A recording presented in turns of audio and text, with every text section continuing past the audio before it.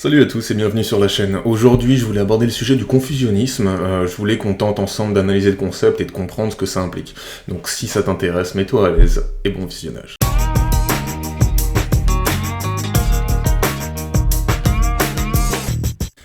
Au cours de mes pérégrinations sur le YouTube politique de gauche, j'ai fait la rencontre d'un concept nouveau pour moi, le confusionnisme. J'en avais jamais entendu parler avant, et j'ai entendu ce terme à plusieurs reprises, dans plusieurs vidéos différentes de différents youtubeurs de gauche. J'ai cherché à le comprendre, et j'ai écouté ceux qui l'emploient l'utiliser, puis j'ai fait quelques recherches. Alors je voudrais qu'on essaie de voir ensemble ce qui est ressorti de tout ça, et qu'on essaye d'y penser ensemble.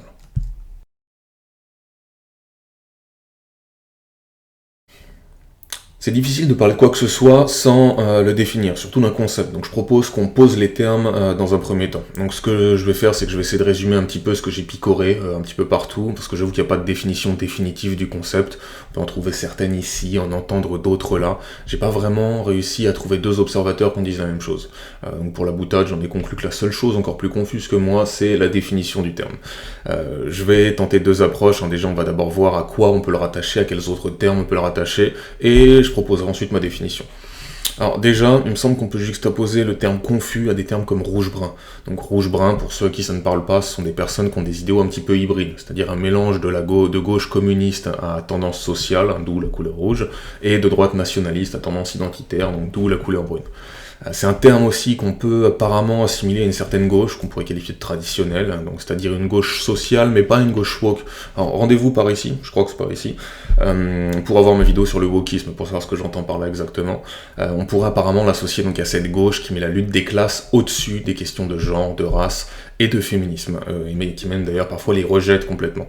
Ce serait un petit peu des marxistes orthodoxes en somme, et qu'aurait forgé, alors là je cite un youtubeur de gauche, mais je sais plus lequel, mais qui aurait forgé une alliance de fait avec les réactionnaires. En effet, ce qui est reproché le plus souvent aux gens accusés de confusionnisme, c'est de former une alliance de fait avec les réactionnaires par la dénonciation d'éléments de gauche. Les confusionnistes vont le plus souvent justifier leur stratégie politique sur le prétexte que ces éléments de gauche, féministes, antiracistes, LGBT, diviseraient la lutte. Apparemment, ça pourrait être aussi assimilable, alors c'est un petit peu dans le même champ lexical que la théorie de Moïse. Alors la théorie de Moïse, pour ceux qui savent pas, c'est la théorie d'un youtubeur, de gauche, qui s'appelle Paduri. Alors, corrigez-moi si je me trompe, c'est comme ça que j'ai compris la théorie de Moïse. Ça renvoie à une certaine renaissance et à un renforcement, voire à une extrémisation du clivage gauche-droite. Et que, grosso modo, les temps à venir vont forcer les rouges-bruns, donc les confus, à faire un choix, donc ou full rouge ou full brun, dans un contexte d'effacement du pôle centriste au profit des deux extrêmes. Donc théorie de Moïse en fait, puisque les temps à venir vont séparer la mer rouge-brune en deux. Donc tout ça, voilà, on est un petit peu dans le même champ lexical. Pour l'associer à des personnes, pour que ce soit peut-être un petit peu plus clair, j'avais déjà entendu qu'on pourrait y associer des personnalités comme Tatiana Ventose, comme Alain Soral ou comme Vincent Lapierre. J'avais même entendu un jour que Psychodélique apparemment en serait. Enfin, en fait, je pense qu'on peut résumer leur positionnement par la phrase de Soral, donc c'est-à-dire gauche du travail et droite des valeurs. C'est voilà, ce mélange un petit peu des deux pôles. Voilà donc à quoi je pense que c'est assimilable, et je vais du coup tenter une définition. Donc c'est la mienne, c'est celle que j'ai créée, c'est comme ça que je l'ai compris, elle est personnelle, après vous l'acceptez ou pas, mais là voici. Confus. Personne dont les idées et opinions s'inspirent des pôles de droite identitaire et de gauche marxiste et qui ne revendiquent pas toujours explicitement l'adhésion à une famille politique particulière. Donc toute personne n'ayant pas totalement adhéré à la droite, la gauche ou au parti correspondant, mais qui ont en commun le rejet d'un certain centrisme, spécifiquement le pôle libéral bourgeois progressiste. Je pense que cette partie de la définition c'est la plus intéressée, c'est la plus importante, c'est vraiment ce rejet d'un centrisme libéral bourgeois progressiste. C'est quelque chose qu'ont en commun la droite nationale identitaire, en tout cas la vraie droite nationale identitaire, et donc les marxistes qu'on qualifiera d'orthodoxes. Donc maintenant qu'on a défini les termes, j'aimerais proposer deux manières d'analyser ce concept. Alors ici je vais être assez critique. Je pense en fait qu'on peut analyser le phénomène au travers de deux prismes. Le premier prisme, c'est ce que ça dit de ceux qui l'utilisent, ceux qui qualifient les autres de confus, et le deuxième aspect, c'est l'aspect conséquentialiste. J'aimerais qu'on essaie de penser ensemble à quelles seraient les conséquences de l'introduction de ce terme dans la discussion idéologico-politique d'aujourd'hui. En tout cas, pour ce que ça dit de ceux qui l'utilisent. Assez simplement, en fait, je trouve ça assez présomptueux. Je trouve ça assez présomptueux parce que ça veut dire quoi au final ? Ça veut un petit peu dire la chose suivante. Les gars, c'est pas trop mal, parce que vous avez entreaperçu la vérité. C'est pas trop mal, vous avez tendu les bras vers la lumière, vous avez vu la silhouette du beau, du vrai, du bien et du juste, mais vous ne l'avez pas totalement accepté. Vous n'avez pas encore complètement accepté le Seigneur dans vos cœurs. Donc c'est pas trop mal, parce que vous avez quelques bonnes idées qui ne sont considérées comme bonnes que dans la mesure où elles confirment les nôtres, mais vous n'avez pas encore tout accepté, donc vous avez encore un effort à faire avant d'atteindre l'illumination. Si vous voulez, je vois ça un petit peu comme l'expression d'une pensée tellement dogmatique que ça force presque le respect. C'est un manque de curiosité intellectuelle qui nous pousserait à voir comment on peut associer les concepts des deux bords. C'est dommage parce que je pense vraiment qu'il y a un travail à faire à ce niveau-là.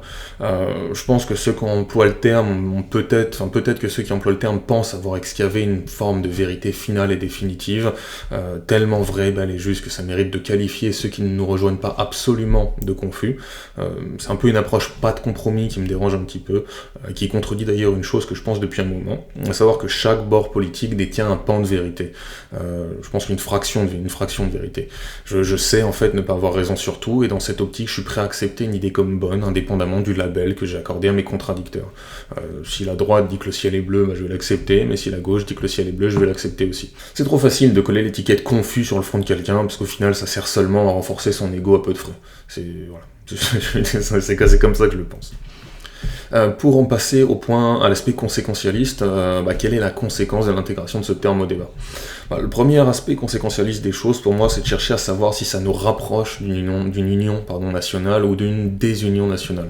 Le terme national ici, je l'emploie parce que je plaçais mon niveau d'analyse au niveau de la nation plus que de l'Europe ou du monde. En fait, si vous voulez, je pense pas avoir les qualifications pour faire l'état des lieux idéologiques du monde entier, donc on va se concentrer sur l'aspect d'union nationale, si vous voulez. Au niveau national, je suis pas sûr que ça nous rapproche. En fait, on a là une possibilité d'union entre deux bords politiques en apparence complètement incompatibles, fondamentalement incompatibles, qui ont toujours été incompatibles, et on en a qui viennent nous dire, non, tu fais un choix. Je trouve que c'est un petit peu, ça hyper polarise, si vous voulez, une société qui l'est déjà, et ça me plaît pas forcément. Au vu de l'état actuel de notre société, l'état de fracture, d'archipélisation, diront certains, de nos sociétés, je suis pas sûr que ce soit un pas dans la bonne direction de commencer à qualifier tout le monde de confus. Si vous voulez, c'est un petit peu l'esprit soit t'es avec nous, soit t'es contre nous, que de grands idéologues, j'ai bien dit idéologues, comme Jésus, comme Mohammed, comme Lénine ou comme Bush ont déjà prononcé. Je vous avoue que cette phrase, en fait, elle m'exaspère. J'ai le droit d'être nuancé, en fait, je pense. Enfin, j'espère avoir le droit d'être nuancé, parce que je pense que l'union est dans la mesure plus que dans la fracture. Le deuxième aspect conséquentialiste, c'est le développement d'un certain alarmisme. Si vous voulez, c'est un petit peu choisi maintenant, on choisira pour toi. On a certaines figures du YouTube politique, alors de gauche plus spécifiquement, mais ça se trouve aussi à droite, je pense spécifiquement au lapin taquin à ceux à qui ça peut parler. Donc des youtubeurs politiques de droite et de gauche, mais surtout de gauche, qui essaient de nous faire croire que le choix s'imposera à nous si on ne fait rien. Je fais un peu le parallèle avec les déclarations alarmistes de certains écolos, genre du style Alexandria Ocasio-Cortez qui nous disait il n'y a pas si longtemps « on va tous mourir dans 12 ans si on fait rien pour la planète ». Je mentionne, si vous voulez, ce genre d'alarmisme parce que je pense que ça ne sert aucune cause. Que ce soit dans le débat politique et idéologique avec le terme confus, ou que ce soit d'ailleurs dans la question climatique avec le fait de dire « on va tous crever dans X années », en fait ça éloigne des gens qui pourraient s'intéresser à la question, mais aussi, au final, si le choix est si pressé que ça, où je dois choisir maintenant sans pouvoir affiner ma pensée, auquel cas je m'éloigne du réel, ou le choix sera fait pour moi, auquel cas rien ne sert de prendre part, car je n'aurai pas mon mot à dire. Donc c'est un peu le délire, face tu gagnes, pile je perds. Et voilà, donc je pense pas que cet alarmisme-là serve une quelconque cause, quelle qu'elle soit. Il y a autre chose aussi que je voulais rajouter, c'est que ces personnes, les personnes qui utilisent le terme confus, prétendent en quelque sorte prophétiser une forme de réorganisation de la fenêtre d'Overton, prophéties qui sont d'ailleurs eux-mêmes en train de causer justement en utilisant ce genre de terme. C'est-à-dire qu'ils se placent en posture d'être la cause de ce qu'ils redoutent. Ils forcent le changement de paradigme et finissent par s'en plaindre tout en entraînant le monde dans leur sillon. Je vais être honnête avec vous, en plus, c'est assez efficace parce que parfois, même moi je me laisse entraîner. Je me surprends parfois à me laisser entraîner, mais c'est, à mon humble avis, une mauvaise réaction. Je pense qu'il faut, pour faire avancer les choses et pour unir les gens au sein d'un ensemble social donné, c'est mieux d'être dans la nuance, c'est mieux d'être mesuré, c'est mieux d'affiner sa pensée plutôt que de vouloir la tronquer de cette manière-là. Je pense que se laisser entraîner dans cette pente glissante, c'est une mauvaise réaction. Et aussi en guise d'analyse des conséquences, je voulais poser le point suivant. C'est-à-dire que si les confus doivent faire un choix. Et donc si la droite identitaire et la gauche marxiste doivent se dissocier, est-ce qu'on est en droit de demander la même chose de la nouvelle gauche et du progressisme libéral? Ce que j'entends par là, c'est que j'observe, de mon humble perspective, une collusion entre les intérêts d'une certaine gauche, donc cette certaine gauche c'est la gauche woke, hein, encore une fois je vous renvoie à ça pour que vous sachiez de quoi je parle, d'une certaine gauche woke et du grand capital.